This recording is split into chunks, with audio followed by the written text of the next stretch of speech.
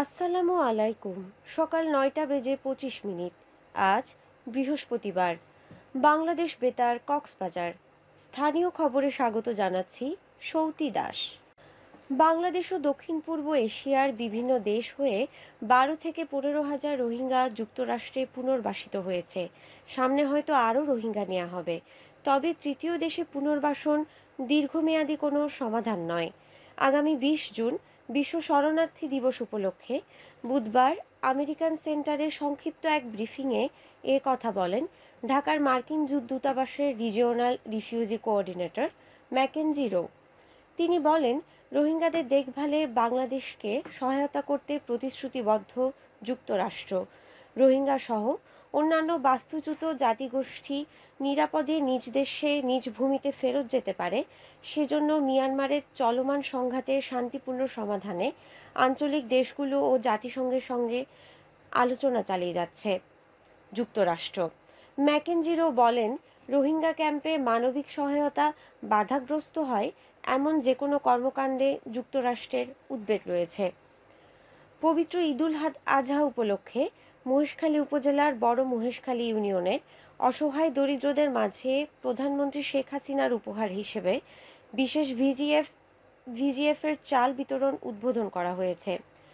স্থানীয় পরিষদের ব্যবস্থাপনায় গতকাল বিকেলে পরিষদ চত্বরে এ চাল বিতরণ উদ্বোধন করেন ইউনিয়ন পরিষদের প্যানেল চেয়ারম্যান মোহাম্মদ দলিলুর রহমান। ইউনিয়নের ২,১৭৫টি পরিবারের মাঝে পরিবার প্রতি ১০ কেজি করে চাল বিতরণ করা হয়। রামুতে কৃষক প্রশিক্ষণ ও ব্রি ধানের জাত 89-এর মাঠ দিবস গতকাল অনুষ্ঠিত হয়েছে।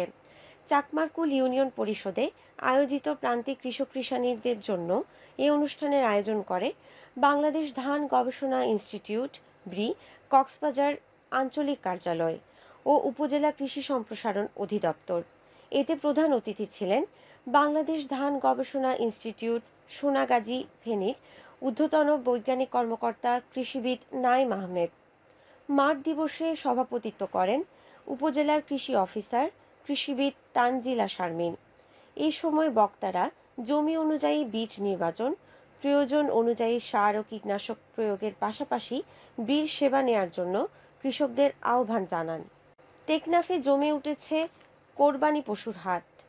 পবিত্র ঈদুল আজহা ঘিরে যারা পশু কোরবানি দেবে তারা পছন্দের পশু কিনতে ব্যস্ত হয়ে পড়েছেন।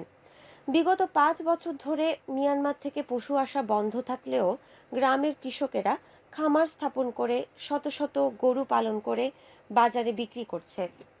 খামারিরা জানিয়েছেন, অন্যান্য বছরের তুলনায় চলতি বছরে পশুর দাম চড়া হওয়ায় ক্রেতারা কম দামের আশায় বিভিন্ন পশুর হাটে ঘুরছেন। উখিয়ায় মানব পাচার প্রতিরোধ মাসিক সভা অনুষ্ঠিত হয়েছে। গতকাল উপজেলা প্রশাসনের সহায়তায় আন্তর্জাতিক অভিবাসন সংস্থা IOM জালিয়াপাড়া ইউনিয়ন পরিষদে এ সভার আয়োজন করেন। ইউনিয়ন পরিষদের চেয়ারম্যান SM সৈয়দ আলমের সভাপতিত্বে এতে প্যানেল চেয়ারম্যান ফরিদা ইয়াসমিন সহ অন্যান্যরা উপস্থিত ছিলেন।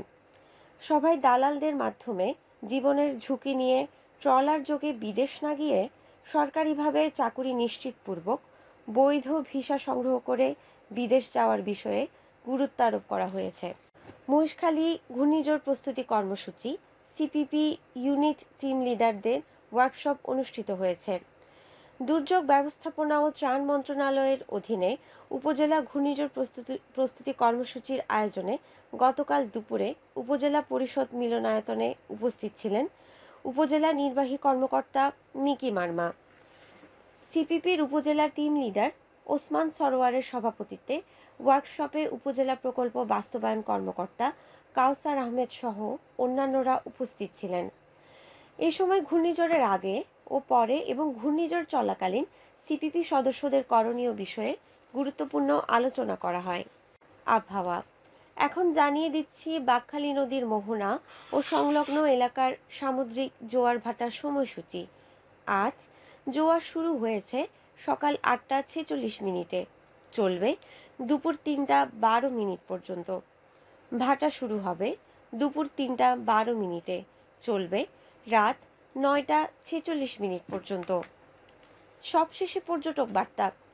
পর্যটন নগরী কক্সবাজারে আগত ভ্রমণ পিয়াসুদের সাগরের পানিতে নামার পূর্বে সাবধানতা অবলম্বন করার জন্য অনুরোধ করা হচ্ছে।